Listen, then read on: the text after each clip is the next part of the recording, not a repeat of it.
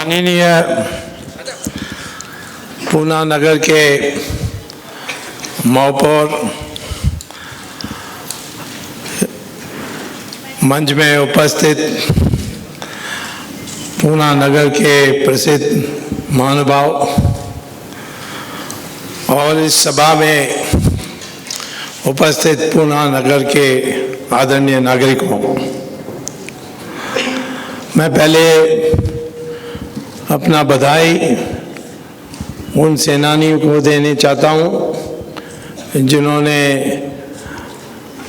आपातकाल में देश के लिए, लोकतंत्र के लिए पूरा त्याग देकर देश में एक अवसर दिलाया कि जब चुनाव हुआ हम उसको जीत सके। वास्तव में आज जो प्रचार हो रही है इनटॉलरेंस के नाम पर, असहिष्णुता, ये कांग्रेस पार्टी ये जानते हुए भी कि उन्होंने इस देश में इमरजेंसी थोपा और देश और दुनिया में सब जानते हैं कि उनका रिकॉर्ड लोकतंत्र के लिए कोई बोलने लायक नहीं है, फिर भी ये सवाल क्यों उठा रहे हैं, ये आपको सोचने के लिए मैं आपको आग्रह करता हूँ। हमारी भारतीय जनता पार्टी की बहुमत, पूर्ण बहुमत 2014 में मिलने के कारण कि हमारी वोट जो 21% से ऊपर कभी होती नहीं थी वो 31% हो गई। उसके 3 कारण थे। एक तो नरेंद्र मोदी की नेतृत्व, दूसरा इस देश में भ्रष्टाचार के विरुद्ध में जो हम लोगों ने आवाज उठाई और सिद्ध भी की, और तीसरा इस देश में लोगों को आग्रह करके हिंदुत्व के नाम पर जाति से ऊपर उठकर हिंदू के लिए वोट डालने के लिए जो हमने सफल हुए। जहां पहले राजनीति होती थी कि अल्पमत को, मुसलमान और क्रिश्चियन को इकट्ठा करो, उनका वोट थोक में लो और हिंदुओं की वोट को जाति पर बिखराओ, उसकी विभाजन करो। ये जो कांग्रेस की नीति है उसका उल्टा हमने हिंदुओं को जाति से ऊपर उठने के लिए आह्वान किया और एक समाज के रूप में वोट डालने के लिए आगे बढ़े। और जो अल्पमत में है उनमें भी विभाजन कर दी, क्योंकि शिया ने सुन्नी के साथ नहीं गए और महिलाओं जो ट्रिपल तलाक नहीं चाहते थे उन्होंने भी कहा भारतीय जनता पार्टी ही हमारी कल्याण कर सकती है, उन्होंने भी वोट दिया। उसके बाद चुनाव हारते जा रहे हैं। उत्तर प्रदेश में कांग्रेस की ऐसी बुरी हालत हो गई, अब तो लगता है चुनाव पुरानी फॉर्मूला में नहीं जीत सकते। तो इसीलिए जैसे डूबते आदमी कोई तिनखा को पकड़ने की कोशिश करता है, वैसे इन्होंने इस टॉलरेंस की बात को उछाला है। अब जिन्होंने इमरजेंसी लगाई वो टॉलरेंस की बात आज करें तो ये बिल्ली जो हजार चूहा खाकर हज की तरफ निकल जाए, वैसे ही दृश्य बनता है। पूना आने से मुझे हर बार संतोष होता है। एक तो जैसे इन्होंने कहा कि मेरी पत्नी पारसी है, वो उनकी दस्तूर जो परिवार है वो यहाँ के पुजारी हैं। इनके प्रमुख रिलीजियस हेड हैं और यहाँ ही पैदा हुई थी मेरी पत्नी, तो पूना से वो भी एक लगन है। और दूसरा है कि जब मैं पार्लियामेंट में अंदर गया और रजिस्टर में दस्तखत की और फिर पार्लियामेंट के अंदर जाकर मैंने, जब शोक प्रस्ताव चल रही थी और नाम बता रहे थे कौन कौन मर गया है, तब मैंने कहा कि एक व्यवस्था प्रश्न पर कि आप ये भूल गए कि लोकतंत्र भी मर गई है, उसका भी नाम जोड़ना चाहिए। तो सभापति ने कहा कि ये कोई पॉइंट ऑफ ऑर्डर नहीं है, तो फिर मैंने कहा मैं वॉकआउट करूंगा। और जैसे मैं वॉकआउट करने लगा, सभापति ने कहा सबको 2 मिनट साइलेंस के लिए सबको खड़ा होना चाहिए। उस 2 मिनट में मैं गायब हो गया था। आया मैं बॉम्बे से फिर मुझे आना हुआ। यहाँ मेरी देखभाल बॉम्बे में स्थित उस समय माधव मूले, बाबूराव मोगे, भाऊराव देवरस, मोरोपंत पिंगले, सारे संघ के जो हस्ती हैं उन्होंने मेरी देखभाल की।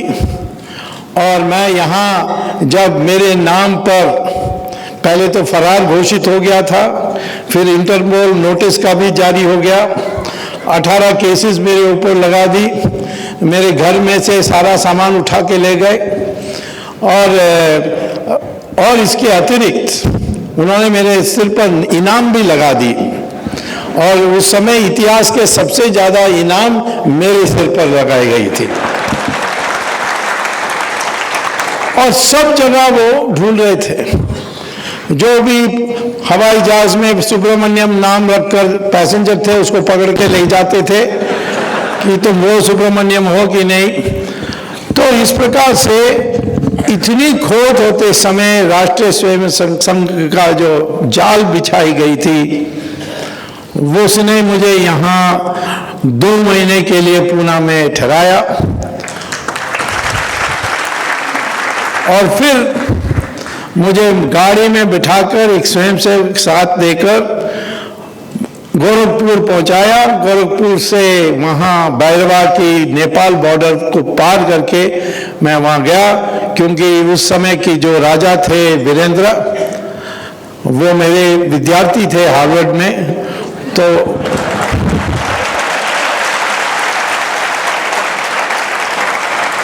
और फिर मैं वहाँ हवाई जहाज में बैठकर, उनकी हवाई जहाज में बैठकर अमेरिका गया था दोबारा।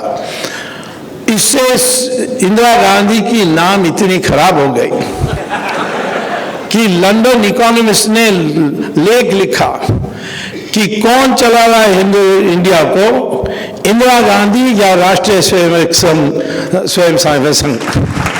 आरएसएस की इतनी उस समय इकोनॉमिस्ट मैगजीन जैसे उसमें प्रचार हुआ कि इंदिरा गांधी घबरा गई और कहा कि ऐसे अब नहीं चलेगी, भूमिगत संगठन बहुत शक्तिशाली हो गई। तो उन्होंने इंटेलिजेंस ब्यूरो लोगों को बुलाकर पूछा कि मैं चुनाव करूंगी तो परिणाम क्या होगा। उन्होंने कहा आप 400 सीट जीत जाएंगे, निश्चिंत होकर चुनाव करिए। बाद में मुझे इंटेलिजेंस ब्यूरो का डायरेक्टर ने कहा हमने झूठ बोला क्योंकि हम चुनाव चाहते थे।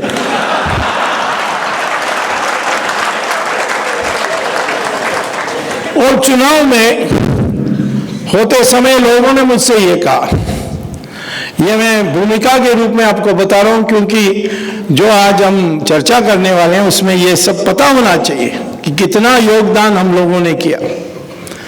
चुनाव में लोग कहते थे, चुनाव के पहले मुझे अमेरिका में जब था, मेरे सारे पुराने साथी जो प्रोफेसर्स थे, मुझे भी दोबारा प्रोफेसरशिप वापस दे दिया था। तो वो कहते थे क्यों तुम लड़ रहे हो, बेकार है, गरीब देश है, कहाँ डेमोक्रेसी उनको समझ में आएगी। गरीब लोगों को पेट खाली पड़ा हुआ है तो पेट के भरने के लिए सोचते होंगे, कहाँ डेमोक्रेसी फंडामेंटल राइट से सोचेंगे। लेकिन जब परिणाम आया, हमने क्या देखा कि जो देश के सबसे ज्यादा पढ़े लिखे लोग हैं, दैट इज दक्षिण भारत, वहां उन्होंने इंदिरा गांधी को वोट दिया, और जहां अनपढ़ लोग सबसे ज्यादा हैं, उत्तर प्रदेश, बिहार, मध्य प्रदेश, राजस्थान, वहां कांग्रेस का सफाया कर दिया है। और ये कारण क्या था? राष्ट्रीय स्वयंसेवक संघ का संगठन उस समय उत्तर भारत में शक्तिशाली थी, दक्षिण में कमजोर थी। इसीलिए जहां आरएसएस की जाल बिछाई हुई थी वहां चुनाव जीते, जहां नहीं बिछा सके वहां जीत नहीं सके।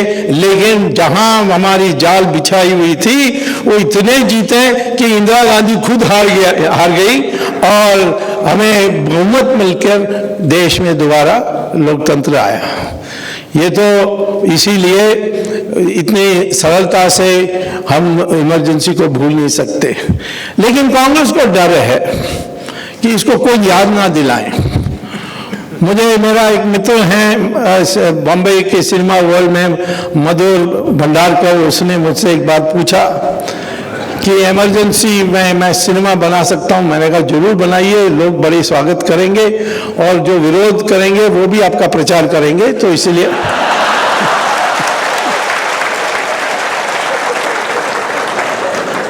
और अब वो सिनेमा आने के पहले ही ये भयभीत हो गए कि दुनिया में, और हमारी पब्लिक को ये याद नहीं दिलाना चाहिए, तो दुनिया भर की विरोध कर रहे हैं। इसको क्या कहते हैं, टॉलरेंस या इंटॉलरेंस?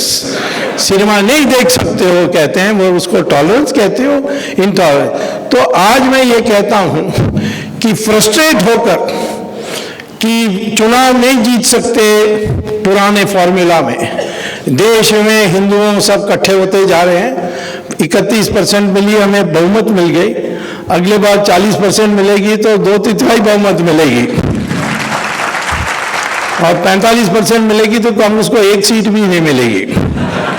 वैसे भी मैं सबको जेल भेज रहा हूं तो उनका कार्य समिति जेल में होगा।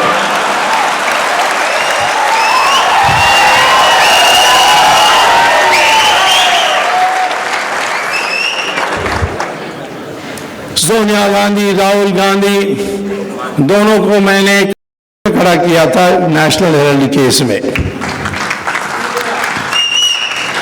उनको वो अरेस्ट हुए थे। फिर जज ने मुझे पूछा इनको बेल देना नहीं देना। मैंने कहा मुझे कोई आपत्ति नहीं है, अभी नहीं बेल, जेल भेजना है, जब सजा हो जाएगी उस समय 20 साल के लिए भेज दीजिए।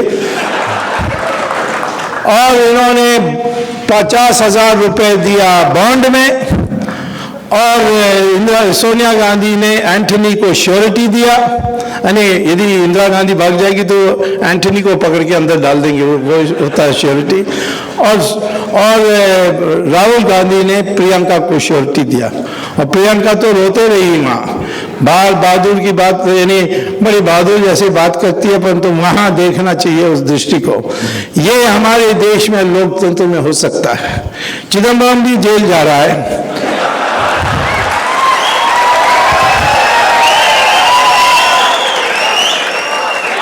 तो शशि थरूर भी जेल जाएगा। तो कार्य समिति तिहाड़ जेल में होना है ना, इसमें तो कोई संदेह नहीं है। अभी इसका तिहाड़ जेल में तैयारी चल रही है, परंतु जेल सुपरिटेंडेंट ने मुझसे कहा कि देखो पहले तुमने राजा भेजी, फिर कन्नी मोड़ी भेजी, अब कहते हैं कि तुम सर थरूर को भेज रहे हो, चिदम्बरम को भेज रहे हो, ये हमारे लिए मुसीबत हो गई। मैंने कहा क्यों? से हमारी बावर्ची जो है जेल में, वो आलू पूरी जानता है, ये सब लोग इडली डोसा मांग रहे हैं। तो मैंने कहा थोड़ी दिन में पिज्जा भी मांगने वाले हैं।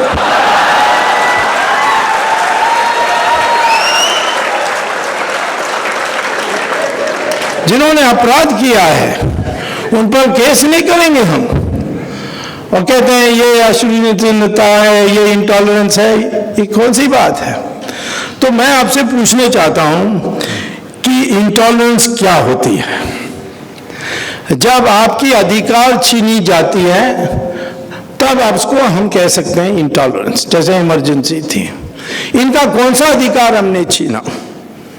वो कहते हैं नहीं, आपने इस देश में बोलने की जो अधिकार थी, कश्मीर पाकिस्तान का है वो अधिकार हमने छीन ली, अब उनको जेल में डाल रहे हो। तो मैंने कहा ये किस संविधान में कहाँ लिखा है कि कश्मीर पाकिस्तान है, कहने के लिए आपको अधिकार होता है? मूलभूत अधिकार हमारे संविधान में जहाँ लिखा है आर्टिकल 19(1)(a), उसके साथ एक 19(2) भी है जिसमें लिखा है कि ये जो मूलभूत अधिकार है बोलने के लिए, लिखने के लिए, ये है, उसके लिए सीमा है। आप देश की अखंडता के पर सवाल नहीं उठाएंगे, आप देश में उपद्रव नहीं पैदा करेंगे, आपकी बोली से उपद्रव नहीं पैदा होगी, आप दूसरे धर्मों का बुरी तरह से बोलेंगे नहीं। तो ये सारी अंकुश लगी हुई है, उसको अंग्रेजी में कहते हैं fundamental rights subject to reasonable restriction. ये कहाँ कहा गया है, कहाँ अधिकार दिया है? ये कहते हैं कि आप कहते हैं कि गाय पर गाय हत्या, गौ हत्या पर प्रतिबंध लगनी चाहिए। मैंने कहा ये भी संविधान में लिखा है, आर्टिकल 48 में लिखा है कि government shall strive to ban the slaughter of cows. तो ये तो संविधान में भी है। वो कहते हैं कि संस्कृत थोपने के लिए प्रयास कर रहे हो। मैंने कहा वो भी संविधान में लिखा, आर्टिकल 351। तुम लोग पढ़ते नहीं हो तो जानते कुछ भी नहीं हो। आखिर में जवाहरलाल नेहरू भी कोई संविधान बनाने में कोई उसका ज्यादा योगदान नहीं था, एक ही धारा पर उनकी योगदान थी, धारा 370, और जानते हैं कितना सिरदर्द हो गया। सारा काम Sardar Patel chairman of the fundamental rights committee उन्होंने किया, और chairman of the drafting committee doctor Ambedkar ने किया। हमने अंबेडकर के लिए के साथ कितना अन्याय किया।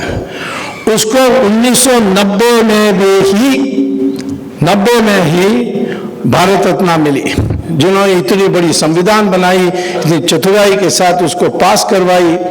उसको भारत रत्न मिलने के लिए जब जनता सरकार आई थी दोबारा 1990 में, तब उसको हमने दिया था, जब वीपी सिंह उसके प्रधानमंत्री थे और भारतीय जनता पार्टी ने उसको सरकार को समर्थन किया था।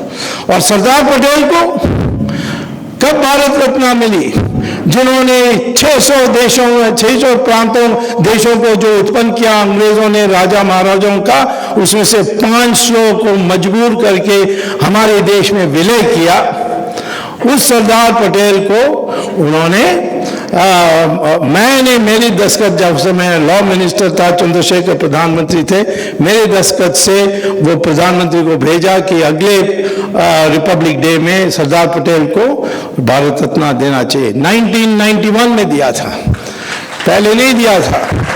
ये कहते हैं कि हम सरदार पटेल की को अपना बना लिया जब वो कांग्रेस के थे।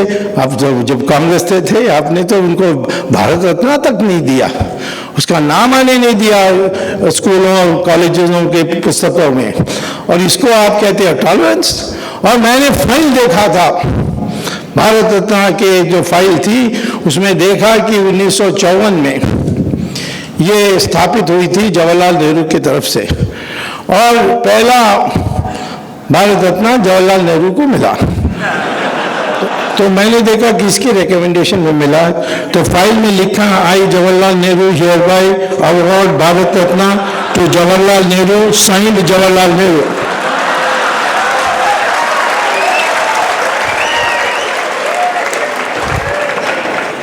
तो सरदार पटेल के साथ इतने अन्याय हुआ, इसको टॉलरेंस कहते हैं। और अंबेडकर के साथ सब ऐसे ही, अंबेडकर के बारे तो जवाहरलाल नेहरू को बड़ी जलन होती थी, क्योंकि अंबेडकर गए थे कोलंबिया यूनिवर्सिटी, वहाँ उन्होंने इकोनॉमिक्स में पीएचडी ली, वो बहुत अच्छा पीएचडी लिखा। और कब? 1916। और फिर बाद में लंदन गए, उनको लॉ डिग्री मिली, और फिर इंडिया आए, उनको सरदार पटेल ने ड्राफ्टिंग कमेटी की चेयरमैन बनाई, और उन्होंने हमारी संविधान बनाई। जवाहरलाल नेहरू कैम्ब्रिज गए, वहाँ फेल हो गए वहाँ। नेहरू परिवार में किसी ने एग्जाम नहीं पास किया कॉलेज में, और वापिस आए उनको पंडित जवाहरलाल नेहरू, और अंबेडकर सिर्फ भीमराव अम्बेडकर। होना चाहिए अंबेडकर को पंडित अंबेडकर कहना चाहिए वास्तव में। और उस जवाहरलाल नेहरू ने कहा कि 370 धारा ढोल के जब राजा ने लिखकर दे दिया, जैसे बाकी 500 राजाओं ने लिखकर दिया कि हमारी जो राज्य है वो हिंदुस्तान में विलय हो रहा है, इसको भी सरदार पटेल ने लिख कर लिया था। पहले वो दस्तखत करने के तैयार नहीं थे राजा, फिर पाकिस्तान की फौज आ गई तो डर के मारे भाग के दिल्ली आए और सरदार पटेल से मिले कि फौज भेज दो हमें बचाने के लिए। तो उन्होंने कहा इसमें दस्तखत करो पहले। मैं कहा नहीं मैं बाद में करूँगा। नहीं पहले करो, नहीं तो पाकिस्तान से करा लो। तो उन्होंने फिर दस्तखत किया तो विलय हो गया। अंग्रेजों ने कानून बनाई थी कि दस्तखत होने के बाद पब्लिक का कोई राय लेने की जरूरत नहीं है, और एक बार दस्तखत कर दोगे तो दोबारा इस सवाल को नहीं उठा सकते हो। लेकिन फिर भी जवाहरलाल नेहरू ने शेख अब्दुल्ला को जा कहा कि 370 एक बनानी चाहिए, थोड़ी अलग आपकी प्रदेश की अलग ये चरित्र रखने के लिए, तो तुम जाकर इसको अंबेडकर से बोलो कि ये 370 धारा भी इंट्रोड्यूस हो सकता है, होना चाहिए। तो ये सब रिकॉर्ड में है। शेख अब्दुल्ला गए अंबेडकर के पास और कहा कि ये जो है 370 धारा इसको भी जोड़ दीजिए कॉन्स्टिट्यूशन में। अंबेडकर ने देखा, उसने कहा कि मैं गद्दार हूँ, इसको तो मैं छूंगा नहीं, इसको फेंक दिया। अब कौन पास करेगा, कोई तैयार नहीं। तो फिर जवाहरलाल नेहरू ने जाकर सरदार पटेल को कहा कि मुझे बहुत ज़रूरी काम है, मैं लंदन जाना है। तो मैं कॉन्स्टिट्यूशन, लंदन क्यों जा रहे थे मैं नहीं बताऊंगा, मुझे पता है।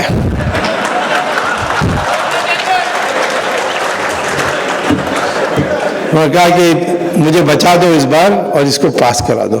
सो सरदार पटेल ने कॉन्स्टिट्यूएंट असेंबली में पेश किया गोपाल स्वामी अयंगार से, और सारे कॉन्स्टिट्यूएंट असेंबली के लोग उठे, कहा कि नहीं हम ये नहीं मानेंगे। जो राजाओं ने साइन करके विलय कर दिया था, उन्होंने कहा कि फिर हमें भी मिलना चाहिए, हमें क्यों नहीं मिलना चाहिए। फिर सरदार पटेल ने कहा थोड़े दिन के लिए उन्होंने कुछ यूनाइटेड नेशंस में कुछ प्रस्ताव रखी है, उसमें वो खत्म हो जाएगा, उसके बाद इसको हटा देंगे। और आज के संविधान में ये लिखा है, temporary provisions for article 370 for the state of Jammu Kashmir. और क्या कहते हैं कि ये 370 धारा जो है ये पार्लियामेंट वोट से रद्द नहीं होगी, लेकिन एक राष्ट्रपति की एक विज्ञप्ति से रद्द हो जाएगी तुरंत।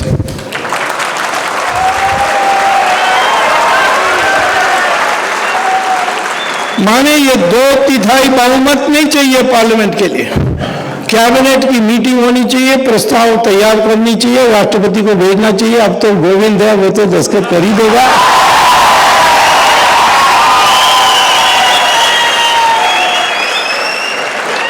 और 370 धारा हट जाएगी। तो मैं ये कहता हूं कि 370 धारा हटाने के लिए हमने कहा है, लोग कहा कि कोई नहीं किया अभी तक। मैंने कहा अभी 5 साल नहीं हुआ, 4.5 साल होने दो, निश्चित जाएगा, ये नहीं रुकने वाला है। कैसे रुक सकती है? तो मैं ये कहता हूं कि ये इन्होंने ऐसा किया है। हमारे देश में ऑपरेशन ब्लू स्टार करके सारे सिखों को अलग किया। किसके लिए किया? रूस ने कहा कि करो, जब तक सरदारों के कमर नहीं तोड़ सकते हैं। भिंडरावाला जरूर गर्म दिमाग का था, गोली चलाता था, परंतु उसको लेकर एक बड़ा टेररिस्ट मूवमेंट ये सब कहकर उन्होंने गोल्डन टेम्पल की अकाल तख्त को नष्ट किया। उसके बाद इंदिरा गांधी की हत्या होने के कारण कितने मासूम 3000 सिखों को सड़कों में पकड़ पकड़ करके उन्होंने हत्या की, टायर डालकर उनको जलाई है, तो मैंने अपनी आंखों से देखा। और ये मुस्लिम की बात करते हैं, हाशिमपुरा मेरठ में इन्होंने 40 लड़कों को चिदम्बरम के ऑर्डर, उस समय वो minister of state for home affairs था, उठाकर 20 किलोमीटर ले गए गंगा नहर के किनारे में गाजियाबाद के पास, और वहां एक एक लड़का को उतार करके गोली से मारकर उनको कैलान में डाला। ये ऐसी काम इन्होंने अनेक किए हैं और आज हमें टॉलरेंस की भाषण देते हैं। मैं कहता हूं कि निश्चित तौर पर हम उस चीज को नहीं टॉलरेट करेंगे जो संविधान परमिट नहीं करती। संविधान कहती है कि अगरबत्तियां पर प्रतिबंध लगना चाहिए, हम लगाएंगे। संविधान कहती है यूनिफॉर्म सिविल कोड हो, हम यूनिफॉर्म सिविल कोड से क्यों डरते हैं? ये तो बड़ा सेक्युलर है कि सब बराबर होना चाहिए। और उसमें ट्रिपल तलाक, वो SMS से ट्रिपल तलाक कर सकते हैं और कहते हैं कि नहीं, हमने कहा कि महिलाओं को भी ये अधिकार दे दो, उसके लिए मुसलमान तैयार नहीं है। मुझे उल्टा कहते हैं कि आप लोगों भी तो महिलाओं का इतना व्यवहार अच्छा नहीं करते हो। मैंने कहा क्यों? ये हमारी परंपरा नहीं है। आज जो है वो जो बुरी आदतें हमारे हिंदुओं में आई है वो तो मुसलमान की 800 साल की राज के कारण है, परंतु प्राचीन काल में महिलाओं से कोई रिश्ता बिगाड़ता था या अपमान करता था तो उसके लिए युद्ध भी कर सकते थे। आप जानते हैं कि महाभारत में द्रौपदी की वस्त्रहरण करने के कारण महाभारत हुआ। सीता को उठा के ले गए रावण, तो रावण की वध हुई थी। और ब्रह्मा के कैबिनेट में देखिए किसको मर्यादा मिल रही है। जो सबसे इंपॉर्टेंट पोर्टफोलियोज हैं वो किसके पास हैं? डिफेंस किसके पास है? दुर्गा के पास। फाइनेंस किसके पास है? लक्ष्मी के पास। और एजुकेशन किसके पास है? सरस्वती के पास। और पुरुष के पास क्या है? इंफॉर्मेशन ब्रॉडकास्टिंग नारद मुनि के पास। यह हाल किया है हमारे पुरुषों का। तो हम लोगों ने कभी, हम तो जानते थे महिला और पुरुष में जो शारीरिक शक्ति है उसमें फर्क है, परंतु जहां बुद्धि है वहां तो महिलाओं का बराबर रिश्ता की बात है, पूजा होती थी। तो ये हमारी परंपरा है और हम इतना ही कह रहे हैं कि ट्रिपल तलाक नहीं हो सकता। और इसको माने नहीं, अब सुप्रीम कोर्ट में हम जीत जाएंगे उसमें और ट्रिपल तलाक तो चली जाएगी। अब हमसे मैं कहता हूं, हम लोगों को कहते हैं तुम हिंदूवादी हो, तुम मुसलमान की ये चिंते हो वो चिंते हो। मैं पूछने चाहता हूं कि ऑस्ट्रेलिया में यूनिफॉर्म सिविल कोड है कि नहीं? अमेरिका में है, तो यहां क्यों नहीं है? यहां क्यों नहीं मानते हैं? किसी देश में मानते हैं, किसी देश में नहीं मानते हैं। और सऊदी अरेबिया में भी यूनिफॉर्म सिविल कोड है, परंतु वो मुस्लिम कोड सब पर लागू होती है। वो उसमें हमारी जैसे सिविल कोड नहीं है। तो मुस्लिम जो विद्वान हैं वो मुझे कहते हैं कि मोहम्मद ने कहा कि दुनिया 3 हिस्से में बटी है। पहला है जहां मुसलमान राज कर रहा है, वहां तो इस्लाम ही चलेगी और कुछ नहीं चलेगी, बाकी सब काफिर। और जो भी हमारे अतिथि के रूप में आते हैं दूसरे धर्म, उनको बिल्कुल अपना धर्म का पालन नहीं करना होगा जब वो हमारे अतिथि हैं। जैसे हमारे सऊदी अरेबिया से हमारे देश से 20 लाख मजदूर गए हैं, जो कोई अकाउंटेंट है, कोई ड्राइवर है, कोई मैकेनिक है, सब सऊदी अरेबिया में है। क्या वो मंदिर बना सकते हैं? एक भी मंदिर नहीं बना सकते, एक भी मंदिर बना नहीं है। दिवाली मना सकते हैं? नहीं मना सकते हैं। घर के अंदर सत्यनारायण पूजा कर सकते हैं? नहीं कर सकते। पॉकेट में रामचंद्र जी का फोटो रख सकते हो? नहीं रख सकते। और रखोगे तो 7 साल की सजा मिलेगी। और मैं जानता हूं 2 लोगों को ऐसा मिला है। और ये सऊदी अरेबिया में, हमारे देश में तो मस्जिद हैं और रात को शाम को सुबह 5 बजे में उठा भी देते थे, कृपा करते हैं हमारे ऊपर। तो मैं ये पूछना चाहता हूं कि डबल स्टैंडर्ड क्यों है? तो कहते हैं कि जहां मोहम्मद ने कहा 3 दुनिया है, जो दारुल इस्लाम है वो सऊदी अरेबिया है, मुसलमान राज कर रहे हैं वहाँ, तो वो दारुल इस्लाम है और किसी के लिए जगह नहीं है। और दूसरा है दारुल हरब, जहाँ मुसलमान माइनॉरिटी में है परंतु मेजॉरिटी पिलपिला है, बटा हुआ है, आपस में झगड़ते हैं। और तीसरा है दारुल अहद, जहाँ मेजॉरिटी संगठित है। तो मोहम्मद अपने सिरा और हदीत में लिखे हैं, जहाँ मुसलमान मेजॉरिटी में है, पूरा इस्लाम शरिया ही चलेगी और कुछ नहीं चलेगी, बाकी सब काफिर, और जो गंदे काम करने के लिए तैयार है उनको धीमी रखकर रखेंगे, परंतु सिर्फ इस्लाम और कुछ नहीं।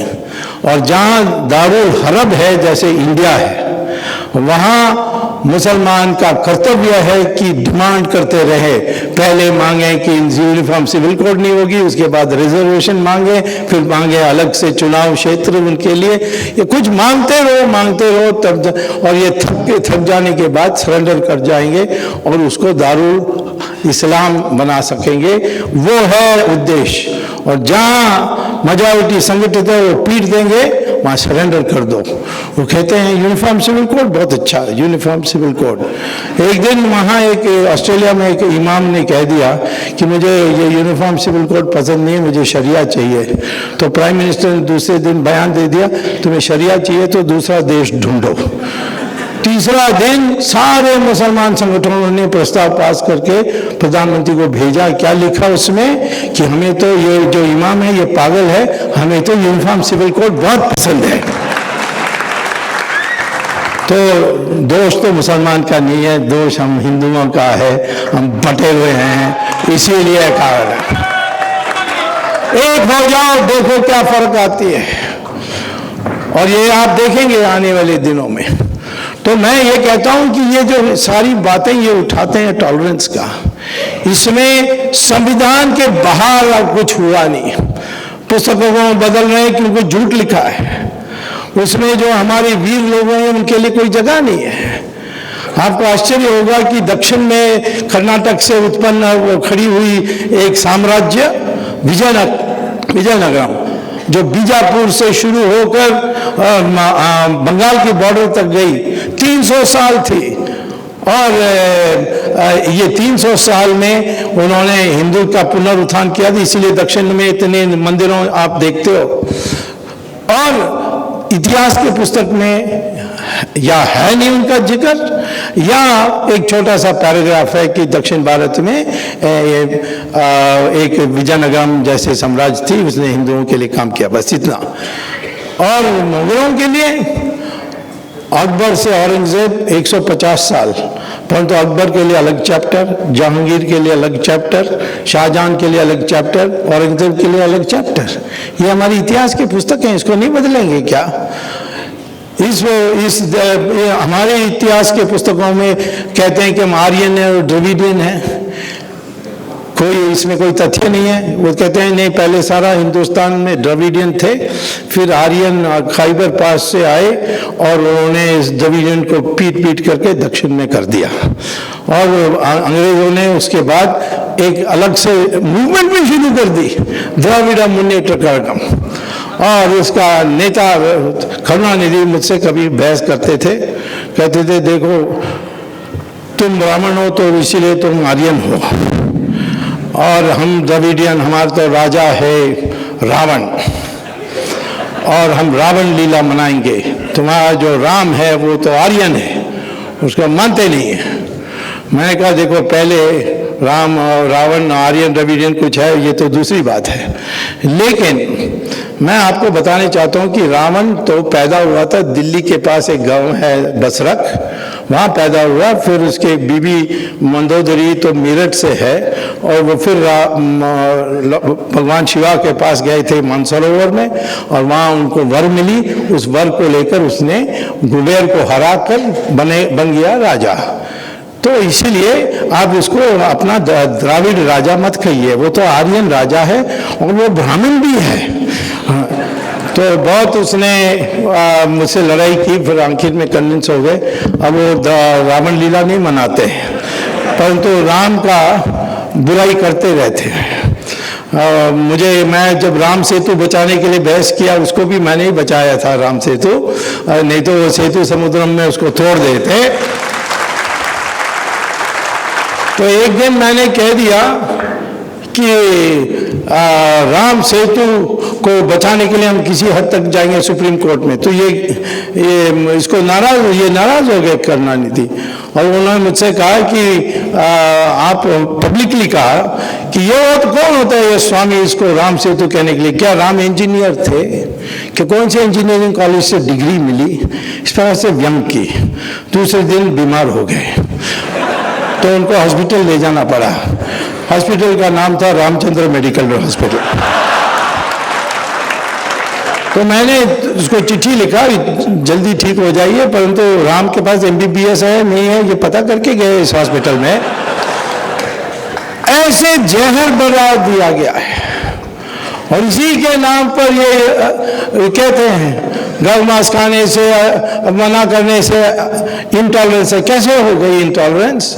ये तो हमारी कॉन्स्टिट्यूशन में है। यूनिफॉर्म सिविल कोड बोलोगे तो कम्युनल है, कैसे है? ये तो कॉन्स्टिट्यूशन में है कि ये करना है। संस्कृत की शब्दों को हिंदी में भरना चाहिए, ये आर्टिकल 351 है। ये भी और कहा है कि देवनागरी लिपि जो हिंदी नहीं है, वहाँ वो दक्षिण में कहते हैं हिंदी है, ये हिंदी नहीं है। ये तो लिपि मराठी यूज करती है, नेपाली यूज करती है, संस्कृत यूज करती है, और हिंदी तो उपयोग जरूर करती है। तो देवनागरी लिपि सबको पता लग जाए तो साइन बोर्ड सारे जगह में देवनागरी में होंगे तो आप पढ़ भी सकोगे, उत्तर भारत से दक्षिण भारत आओगे। तो इसको हिंदी कहकर इसको निकालना ये कैसा हो गया है? तो आखिर में ये जो गलत बातें बता करके हमारे देश में ये जो विभाजन पैदा की है, वही है आधार इस इंटॉलरेंस की। करुणानिधि ने एक बार संस्कृत के बारे में लड़ाई की। मैंने कहा कि तमिल में 40% शब्द संस्कृत में है, कर्नाटक में 60% है, कन्नड़ा में 60% है, मलयालम में 75% है, बंगाली में 80% है। तो इस प्रकार से हर भाषा में संस्कृत के शब्द हैं। उन्होंने कहा नहीं, ये बिल्कुल सही नहीं है, ये तो तमिल प्योर तमिल है, हमारे पास कोई संस्कृत शब्द नहीं है। मैंने कहा फिर तो आपका नाम करुणानिधि, ये तो संस्कृत शब्द है, ये कहाँ तमिल में है? तो मैं ये कहता हूँ कि आज दिमाग को में जहर भराने के लिए ये सारी प्रोपेगेंडा चल रही है। तो हम लोगों को क्या करना चाहिए? हमें चिंता नहीं करनी चाहिए, हम जो अपनी हक है उसको लेना चाहिए। राम मंदिर का सवाल है, कितने सालों से हम लड़ रहे हैं? 500 साल होने वाला है, 500 साल से लड़ रहे हैं। ये कोर्ट केस गया था पहले Allahabad high court Lucknow bench में, वहाँ हम जीत कर आए हैं। वहाँ इन्होंने अब अपील कर दी है। अपील करने के बाद ये इसकी सुनवाई नहीं हो रही है। 7 साल लग गए हैं सुप्रीम कोर्ट में, सुनवाई नहीं हुई। तो फिर मैं उसमें कैसे घुसूं? तो मैंने कहा कि धारा 25 कॉन्स्टिट्यूशन में मुझे मूलभूत अधिकार पूजा करने के लिए देती है। तो मुझे आज पूजा करने के लिए छोटा सा कोई मंदिर बना हुआ है, परंतु ऐसे अंकुश लगे हैं कि ये न्यायपूर्ण नहीं है। इसीलिए ये जो अंकुश लगे है, जैसे कोई बुढ़ा आए उसको तो 2 किलोमीटर पैदल आना होगा, क्योंकि पार्किंग लॉट 2 किलोमीटर दूर है, शौच नहीं है, पानी की पीने के पानी नहीं है, जूता भी अपने हाथ में ले जाना होता है। और ये सारे जो अपमान होती है इससे सबको बुरा लगता है, फिर भी भीड़ आती रहती है। और जो उन्होंने रास्ता बनाई है उसके ऊपर कोई छत नहीं है, इसीलिए जब बारिश होती है सब भीग के जाते हैं। तो ये भक्ति होने के कारण कर रहे हैं। तो मैंने कहा ये तो अनरीजनेबल रिस्ट्रिक्शन है, ये तो न्यायपूर्ण नहीं है। तो ये इसको हटाओ या मेन मैटर को डिसाइड करो। तो फाइनली सुप्रीम कोर्ट ने मुझे बार बार आने के बाद थक गए, तो उन्होंने कहा अच्छा तुम मेन मैटर में भी पार्टी हो और हम इसको जल्दी से जल्दी सुनेंगे। अब हम क्यों जीतेंगे इसमें? क्योंकि जो मुसलमान पार्टी हैं, सुन्नी वाकफ बोर्ड और जमात इस्लामी, ये नहीं कहते हैं कि ये हमारा मस्जिद तोड़ दिया इन लोगों ने, पहले तो मैं कहता हूँ ये मस्जिद भी नहीं था। 1949 में हम लोगों ने वहाँ मूर्ति रख दी थी और फिर 1986 में राजीव गांधी सरकार ने आदेश देकर उस ताला को भी हटा दी, तो लोग अंदर जाकर पूजा करते थे। तो वो सिर्फ बिल्डिंग थी, उसमें मूर्तियाँ थी, तो ये मंदिर था। तो आडवाणी जी ने जो तोड़ा वो मस्जिद ने नहीं तोड़ा, उन्होंने मंदिर तोड़ दिया था। और हमें कुछ बुरा नहीं है क्योंकि हम नया मंदिर बनाने चाहते हैं, तो उन्होंने सहयोग किया उसको तोड़कर। तो एनीवे ये हाँ वही बनने वाला है, चिंता मत करो।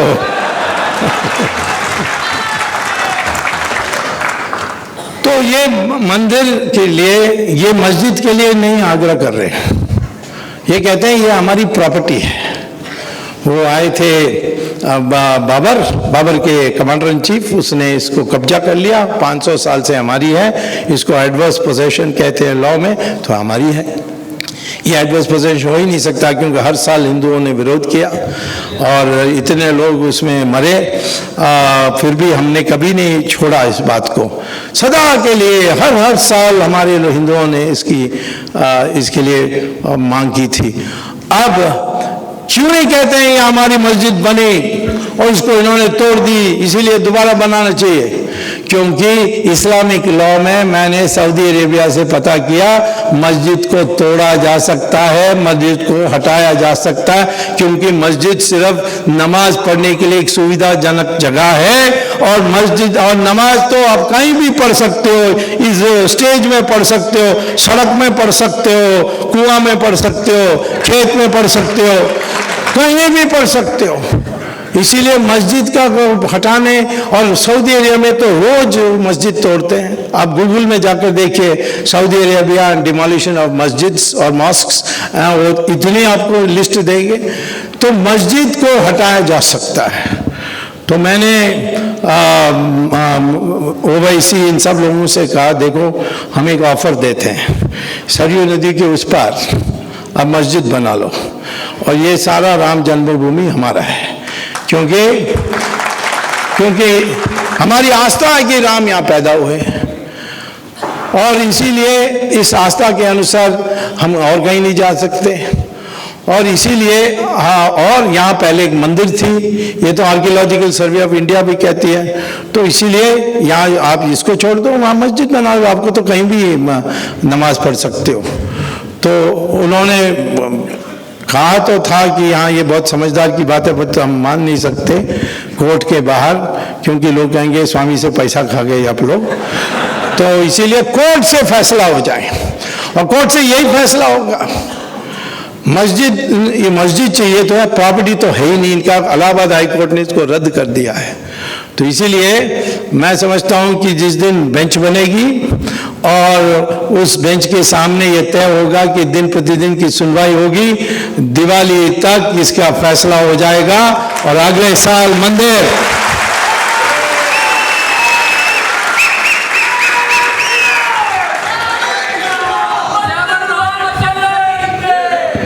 और मुझे सरकार की जरूरत नहीं है, मैं कर लूंगा। बट आदित्यनाथ का सहानुभूति है, वो पर्याप्त है। बाकी लोग सेक्युलर बन के रहे, परंतु मैं तो पूरा कम्युनल होकर वहां मंदिर बनाऊंगा और कुछ नहीं करूंगा।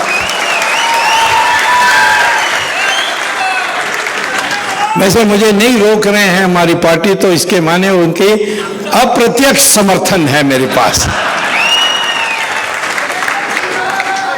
तो मैंने ओवैसी को कहा था कि ये जो मैं उनको ऑफर दे रहा हूँ ये कृष्णा पैकेज है। तो उन्होंने कहा कैसे कृष्णा पैकेज? मैंने कहा कृष्णा भी महाभारत युद्ध होने वाली थी तो दुर्योधन के पास गए और कहा कि देखो तुम हस्तिनापुर रख लो, इंद्रप्रस्थ भी रख लो, 5 गांव दे दो ये 5 पांडवों के लिए। उन्होंने कहा नहीं मैं बिल्कुल नहीं दूंगा, जो सुई की नोक है उसको उतनी जमीन भी नहीं दूंगा। और उसने हस्तिनापुर भी खोया, इंद्रप्रस्थ भी खोया और जान भी खोया।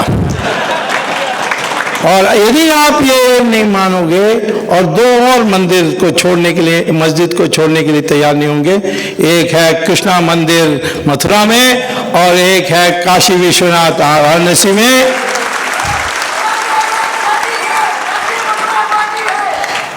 नहीं तो ये नहीं मानोगे तो इस तीन के जगह में हम सारा 40,000 मस्जिद मंदिरों को जो तोड़ा और उसमें मंदिर बनाया उस सबको एक एक को ले लेंगे।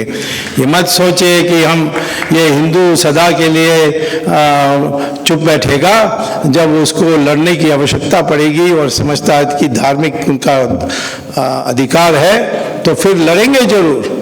परंतु आप इसमें क्या, आपको तो मस्जिद ही चाहिए, मस्जिद तो हम बना देते हैं, कहीं भी बना लेंगे आप, परंतु उस जगह में नहीं बना सकते। इन तीन को छोड़ दो, इन तीन मंदिर को छोड़ दो तो हिंदू मुस्लिम में एकता जरूर आ जाएगी। हिंदू मुस्लिम में एकता आने के लिए एक और बात उनको मान लें तो और भी अच्छा हो जाएगा कि वो मान लें कि उनका पूर्वज हिंदू है, जो सही बात है। मैं क्यों कह रहा हूं कि विज्ञान के अनुसार जो आज हुई है डीएनए टेस्टिंग के अनुसार दक्षिण भारत, कश्मीर के लोग, गुजरात के लोग, आसाम के लोग, सबके डीएनए एक ही है। ब्राह्मण का डीएनए, शेड्यूल कास्ट का डीएनए, वैश्य के डीएनए और शूद्रा के डीएनए, क्षत्रिय के डीएनए और एक ही है। हम सब एक ही हैं, हम कहीं से नहीं आए, कोई यूरोप से, खैबर पास से आए हुए लोग नहीं हैं।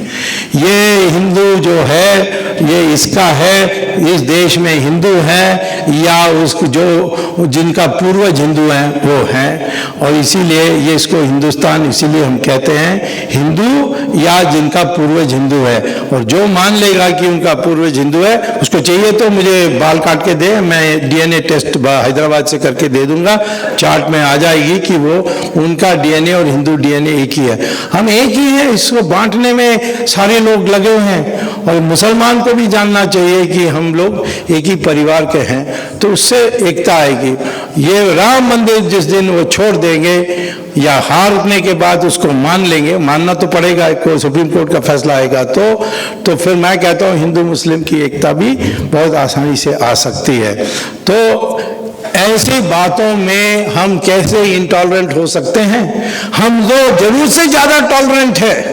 500 साल के लिए इसको बर्दाश्त किया है, किसी और देश में कोई बर्दाश्त करेगा ऐसा? तो इसीलिए ये सारी जो परिभाषा है इसको आप समझ लीजिए, क्योंकि इनके पास और कुछ नहीं है। चुनाव हार रहे हैं और भी हारने वाले हैं, अभी उड़ीसा में हारने वाले हैं, अभी कर्नाटक में हारने वाले हैं, और उनके लिए बाकी सिर्फ मुझे लगता है कि अंडमान आइलैंड में जो चांस है, परंतु अंडमान आइलैंड में भी बाद में हमें लेना पड़ेगा, क्योंकि चीन को मुकाबला करने के लिए समुद्र में हम भारतीय जनता पार्टी की सरकार बनानी पड़ेगी। तो हम तो इसको सीरियसली नहीं, सिर्फ प्रचार है, और जो प्रचार है सारे झूठे हैं। वो कहते हैं कि वो फलाना इसको पकड़ के मार दिया, उसको टेलीविजन में वो सारा वीडियो दिखाते हैं। वो कौन थे? आज तक जो भी हुए इसमें से एक भी बीजेपी का नाम नहीं लिखा है। कई जगहों में कांग्रेस का नाम लिखा है। एक बार महाराष्ट्र में दिखाया कि ट्रक से वो केला सब किसान फेंक रहे हैं। बाद में पता लगा कि कांग्रेस ने सारे जो ट्रक्स आ रहे थे केला के, उसको पैसा देकर खरीदने के बाद कांग्रेस के कार्यकर्ता चढ़ करके उस केला को सड़क में डाला था। वो सिद्ध हो गई है। इसी प्रकार से उन्होंने कहा था कि बहादुरगढ़ में दलित के घर को जला दिया। बाद में पता लगा इंक्वायरी के बारे, किसने इंक्वायरी की? अखिलेश सरकार की ने इंक्वायरी की थी। उन्होंने पता किया कि एक दलित परिवार में विभाजन हो गई थी प्रॉपर्टी इश्यू में, और एक हिस्सा ने दूसरे हिस्सा को जलाया। आज उसकी बहादुरगढ़ की जवाब सवाल उठाते नहीं है। चर्चेज में बम फेंका गया। बाद में पता लगा है कि चर्च के और वहाँ के आपस में वहाँ के जो गुंडे बदमाश सट्टा खेल रहे थे उनके बीच में लड़ाई हो गई थी, इसीलिए वो किया था। ये सारे हिंदुओं के साथ इसका कोई संबंध नहीं है। कोई भी हिंदू कानून अपने हाथ में नहीं लेगा, और लेगा तो उसका कड़ी इंतजाम होगी। तो इसीलिए हम लोगों को बिल्कुल स्पष्ट है, गौ हत्या तो प्रतिबंध करना ही है। क्यों? क्योंकि ये जो गाय का दूध है ये अभूतपूर्व दूध है, ये दुनिया में इसको माना जाता है। इसको बॉक्स इस ब्रीड को कहते हैं इंडिकस, बॉक्स इंडिकस, ये लैटिन नाम है। अमेरिका में इस हिंदुस्तान की गाय का नाम क्या है पता है? ब्राह्मण हर्ड, उसको ब्राह्मण बना दिया उन्होंने, जिन्हें नहीं पहनाया, बट बाकी सबको उसकी मर्यादा जो देती, क्योंकि उसका दूध जो है उसकी मेडिसिनल क्वालिटीज हैं। तो इसीलिए हम इस गाय को एक्सटिंक्ट नहीं होने के देंगे। जैसे हमने मयूर को, पीकॉक को हमने प्रतिबंध लगाया, कोई पीकॉक को मार नहीं सकता है, उसके बारे में कोई नहीं बात करता है। हमारे इंग्लैंड में कुत्ता को नहीं मार सकते, कुत्ता को मारेंगे तो सजा होती है, उसके बारे में भी कोई नहीं बात करते। सिर्फ ये हमारे जो हिंदू हैं ये कर रहे हैं, ये सारी कैंपेन हारे हुए लोगों का है, फ्रस्ट्रेशन में कर रहे हैं। हमें चिंता नहीं करनी चाहिए, हमारी जो एजेंडा है उसको हम पूरा करेंगे, हटेंगे नहीं, आगे तक ले जाएंगे। चुनाव तो अभी हम दो वाले हैं, हमें कोई इस चुनाव के लिए चिंता नहीं है, हम चुनाव के लिए नहीं कर रहे हैं। हमने तो उत्तर प्रदेश में एक भी सीट मुसलमान को नहीं दिया, फिर भी मुसलमानों ने हमको वोट दिया। और मुझे प्राइवेटली कई मुसलमान कहते हैं कि जो आप बोलते हैं वो तो सही बोलते हैं, क्योंकि सच्चाई आपका दिल से आती है। ये कांग्रेस वाले में बुद्धू बनाते जाते हैं, हम भी सीख रहे हैं, तो धीरे धीरे इनका कोई नहीं होगा। अब उनको पता नहीं, आगे तो मुश्किलात बहुत आने वाले हैं, मैं उसको और जिक्र करने की जरूरत नहीं समझता हूँ। परंतु इतना ही कहता हूँ कि इस देश में हम लोग इसको डिफैक्टो, हमारे संविधान के अनुसार भले हमने अपने को हिंदू राष्ट्र नहीं कहा है, लेकिन वास्तविकता देखोगे तो जो मुद्दे हैं कॉन्स्टिट्यूशन में वो किसी और धर्म के लिए नहीं है, वो सिर्फ हिंदुओं के लिए है। गाय को प्रतिबंध लगनी चाहिए, संस्कृत की शब्दों को यूज करनी चाहिए, इस प्रकार से जो हैं ये सारे हिंदुओं के जो मुद्दे हैं वो हैं। और हम तो वैसे सेक्युलरिज्म इतना मानते हैं जरूर कि सब धर्म से भगवान प्राप्त हो सकता है, और जो राजा है या जो प्राइम मिनिस्टर बनेगा वो धर्म के आधार पर नहीं बनेगा, वो जो भी है इस देश में वो बन सकता है। तो इससे ज्यादा संस्कृति, हमारी लहर जो संस्कृति है वो अटूट संस्कृति है, और उसमें कई लोग जुड़े हैं।